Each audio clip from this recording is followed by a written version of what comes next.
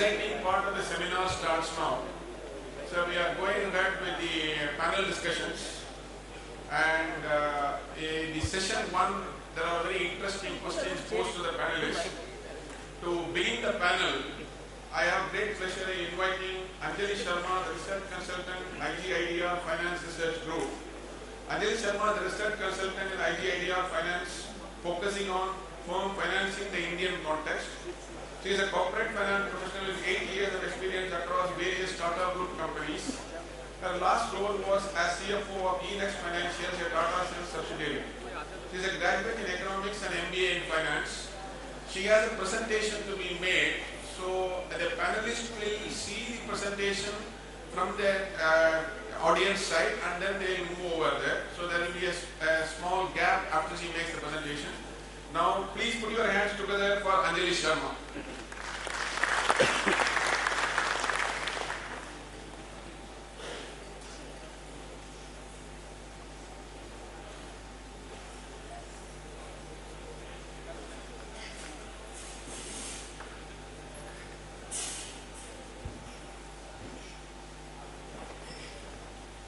Good morning, everybody. So the first panel actually discusses where does rupee stand as a global currency, and I thought that before the discussion starts, I would just put forward some data to aid this discussion and put some context around it. So in this slide I've just tried to show that India is a large economy from the world perspective. So, if we just look at the comparatives, we see that India is the 7th largest economy in the world. As per the new GDP methodology, the GDP is actually $2.2 trillion. And the share of export and import of GDP is reasonably high. And I have put the other countries as example, which are Brazil, Korea, China. And these are the countries that are often cited when internationalization discussions take place. So this is one data set that is interesting to look at. So if you see, the Indian economy contributes around 3% of the world economy. Okay. The second data set that I wanted to show, and there's a lot of information here, so I'll try to just run through it. So the first actually shows the 4 important currencies in the world. And the thing that I want to point out is when you look at share of total, it adds up to 200% rather than 100%. And the reason for that is that you have USD INR, so you have it being reported in USD as well as in INR. But the interesting thing again to see is that around half of global trading in foreign exchange is dominated by the USD. There are no surprises there. But the interesting stuff comes under the line, which is if you see the other large currencies, especially the EM currencies. So Mexican peso surprisingly shows itself to be a larger currency than yuan, so renminbi. Renminbi, again, interesting, it's grown significantly from the last time the survey was done by BIS. So BIS does a triennial survey of the OTC foreign exchange market, and these are the 2013 numbers. And what the last column indicates is the change that has taken place over the 2010 survey. So if you see, significant growth is being experienced by the peso, by the renminbi. Ruble is a fast-growing currency. The Brazilian real is a fast-growing currency. And I've highlighted the INR in the end just to point out that in terms of sheer size, trading in the rupee actually falls behind almost most important EM currencies. So Hong Kong dollar, Singapore dollar, won, so trading, the size, overall size of the trade in the INR is smaller compared to them. The other important thing that I wanted to point out is in all currencies, the size of derivatives trading is larger than the size of the spot market. And that's something that I suspect practitioners would know anyway. So the sum total of this first slide is just that trading in rupee is reasonably small when compared to other global currencies, and not just the 4 important currencies. So this is just to put some perspective around the whole question of internationalization. And we'll go into the details of what these numbers mean for India in some more bit. But this is just to where is rupee as a global currency as of today. Okay, now trading in the rupee, where does the rupee trade and what are the products? So onshore, which is in India, it trades on the exchanges where futures and options. The futures market is more vibrant and liquid. Even there though, the first month, which is the near month, is the more liquid contract, and subsequently the trading and the liquidity tapers off. The OTC market has spot, outright forwards and swaps. Options, I understand, is a negligible market. And again, we'll come back to why some of these things are observed. Offshore, again, interestingly, rupee trades on the exchange, rupee futures trade on the exchange on DGCX, where the volume is reasonably large. And when I say reasonably large, I mean in comparison to Indian exchange trading. SGX, where USD INR futures trade, but the volume is small as of now. In both these exchanges, there are no options as of now. In OTC, and again, we'll go into this in some amount of detail, we find from various sources of information, and there is no single reliable source of information for offshore trading in the rupee, is that in Singapore, Hong Kong, London, and New York, non-deliverable forwards, options, and swaps trade. And there is, as we believe, estimates suggest that there is reasonable size trading and liquidity is also pretty consistent with these markets.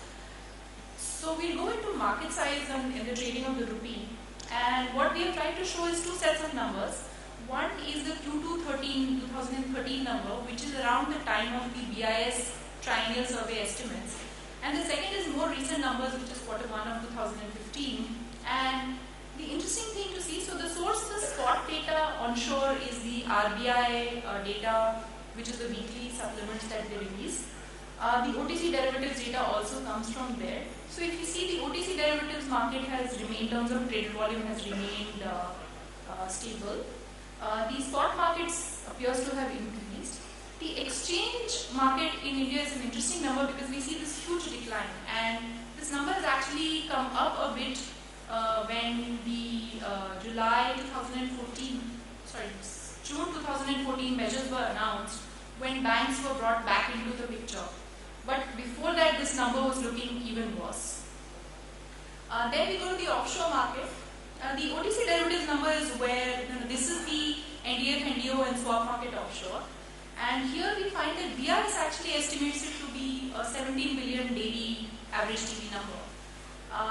More recent estimates, and I'll put a range there, and again we'll see more details of how these numbers are arrived at, seem to suggest that there is reasonable amounts of trading taking place in this market. On exchange, if you look at the size of the market again, this is a lot of it is DGCX and a small bit is SGX. But again, we see in comparison to Indian exchanges, in fact, offshore exchanges are not that badly off. So they come quite close in terms of TD to the kind of trading that is taking place even on Indian exchanges. Now this is just to get a sense of where does the rupee trade and what kind of volumes are seen on those. Now the next, just a short discussion on the onshore rupee market. Now the market is primarily OTC, as we saw in the numbers. Exchange market is really small. Now the exchange exchange-traded derivatives were introduced in 2008. The volumes had picked up reasonably till around 2013, but in July 2013 some measures were taken around the time of the rupee volatility and the forex market actions, and as a result of that, volume had plummeted. And then again some regulatory changes were made in 2014 and the numbers did pick up, but the exchange market continues to be quite small. The other important thing is that both the markets in India are highly regulated, which is there are regulatory specifications about who can participate, what type of products can they participate in. In both these markets, you need documentary evidence before taking positions. Then there is an element of regulatory risk which is involved because actions taken by the regulator are not always taken in a transparent manner, so there is no prior intimation to the market. So for instance, a participant being banned in July 2013, one set of participants which is banks taking proprietary positions being completely banned. Then, in OTC market, for instance, there are rules on cancelling and rebooking contracts. And the last time I had checked, in a span of 2013 to 2015, around years, we found 46 instances of regulatory changes done by RBI in the derivatives markets on foreign exchange. Now, 46 interventions, small, big, of various types, is actually quite a large number. So in the OTC market, so in the OTC market there are limitations on counterparty, which is AD category 1 banks can be the only counterparties, and this comes from the definition of derivatives that RBI has, which is that only a product where a bank is a counterparty is treated as a derivative. The second important part is that only explicit exposures can be traded in this OTC derivatives market, which is that you need to have an underlying exposure with documentation, a bill, or an export and import bill, or some form of underlying documentary based exposure which can be traded. Now, if you have an implicit exposure, so if you are a firm which because of commodity price fluctuations find that you are exposed to foreign exchange, you cannot participate in this market if you have only a rupee exposure. Suppose you are an oil company, distribution company which is selling in rupee in India, you can't take a position in the foreign exchange market. The third is product limitations, which is there are detailed regulatory guidelines on what types of participants can be sold, what types of products by banks. So for instance, there are detailed guidelines on who can be sold options. And it's a unique thing that in India, non-bank entities cannot receive premiums, option premiums, which means that bank counterparties can only be selling options. So there's no other side of the market that is available. And hence, as I understand from speaking to market practitioners and even looking at data, we find that the options OTC market is almost non-existent.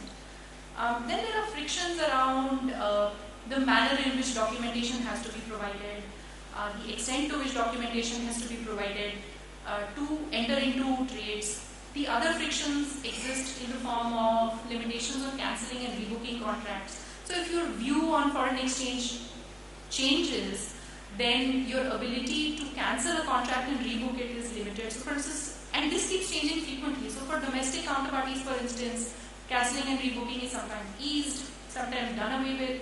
Foreign participants cannot cancel and rebook contracts, it's not permitted at all. On exchanges, India is probably the only country where an exchange market requires documentary evidence of positions before, underlying before taking a position. So what is required is that if you are a party who wants to take a position on exchange and you have exposures greater than $15 million, then you need to demonstrate that you in fact have underlying exposure to foreign exchange. The second big issue here is for FPIs, for instance, who have been permitted to participate in 2014. What's found is that they can only take this 15 million positions long. And beyond this, again, the whole documentation kicks in. And their short positions can only be 15 million. They cannot go beyond 15 million in any circumstance. Now, what we find as a result is that while in 2014 FPIs have been permitted to participate on exchange, this is negligible participation. So on the exchange market, we find that it is less than 0.5% FPI participation on the exchange market. The other big issue is the documentation requirement itself on exchange. So not only are entities required to produce documentation showing that they have exposure to foreign exchange, they also need to give things like auditor certificates, CFO declarations saying that at all points in time, their OTC plus exchange exposure positions are lower than their underlying exposure to the currency. Now, these are the kind of risks that CFOs of companies would be very, very worried of. Giving a declaration to the regulator that at all points in time, my exposure is lower than my underlying, are the kinds of things that entities will, do very, very carefully. The third thing, trading time itself, right? Indian markets close at 5, and what we are told by a lot of market participants is that a lot of overflow trading actually moves to Dubai, and some of the overflow trading from Dubai will then move to Singapore. So India probably has the shortest trading time amongst the 3 exchanges that are trading, 3 locations that are trading in rupee.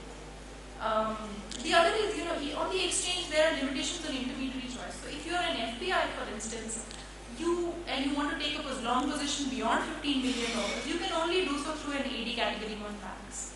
So a non-bank broker cannot offer positions beyond 15 million to an FPI. Even a domestic entity which is not an exporter-importer. So if you're not an exporter-importer, even domestic entities, you can take positions only through 80 category 1 banks. Basically what's happening is through these regulations, we are crowding out some of the non-bank brokers in these exchanges. So, we are limiting the level of competition that exists. The last really is, the whole FPI story itself.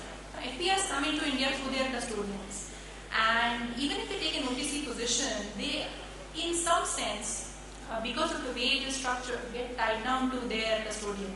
For the simple reason that if you want to migrate and take a quote from some other bank, the only reason they can do so if a better rate is being offered to them.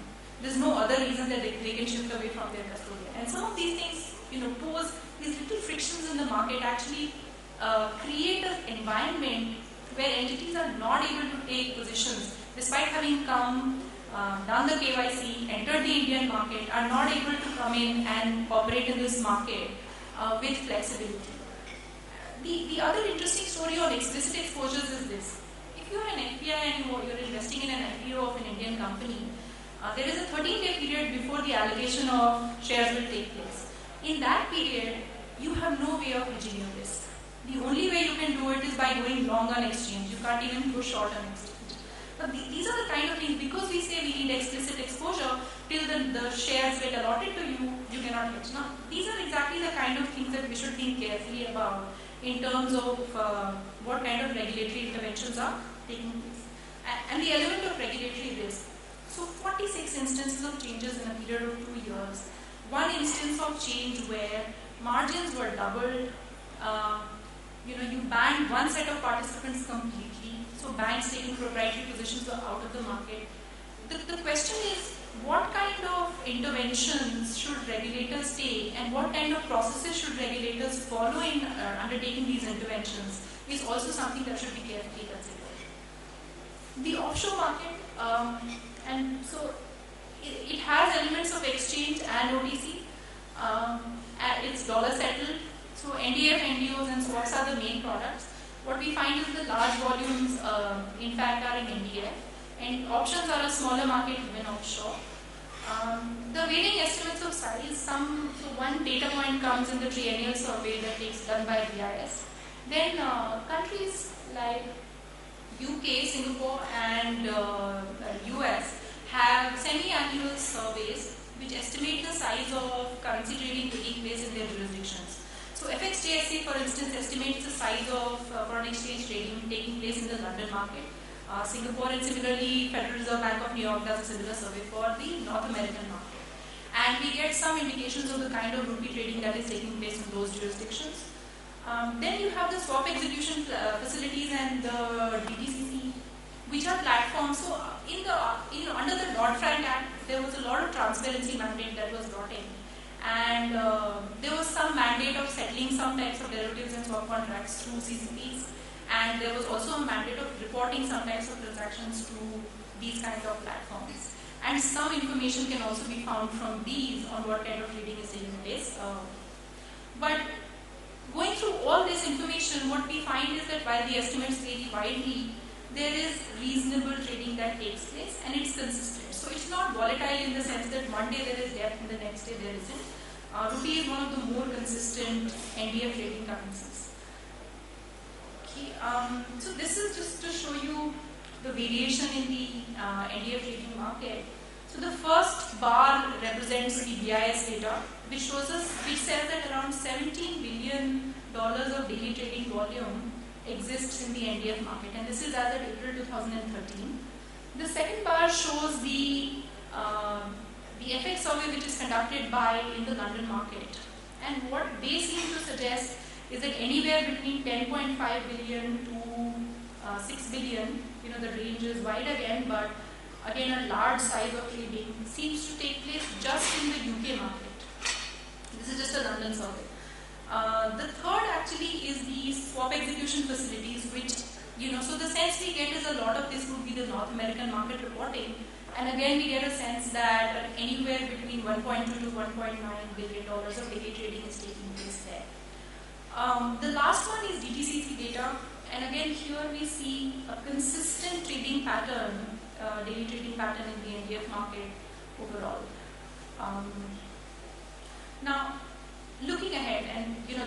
question of the day. And we have just looked at some of the facts and the data. And the question is, the 4 global currencies are established, and the question is, what about the future? So China has a program for RMB internationalization, and it has some objectives around that program, and some kinds of action that it has been taking consistently over a period of time. And the question is that we should attempt to answer is, A, should we even be competing in this? So in our domestic market, we have this whole host of issues that need to be addressed. And the question is, should we first take on those, or should we say, no, the program for internationalization, if we choose to pursue that, go down that path, over a period of time will fold in even those kind of reforms that are required. This is a more rhetorical question, saying that, if not an internationalized currency, can rupee become a regional dominant currency? And the last one really, I suspect, which should be a matter of discussion during the day, is what really needs to be done to achieve this, if we choose to go with this program. Thank you.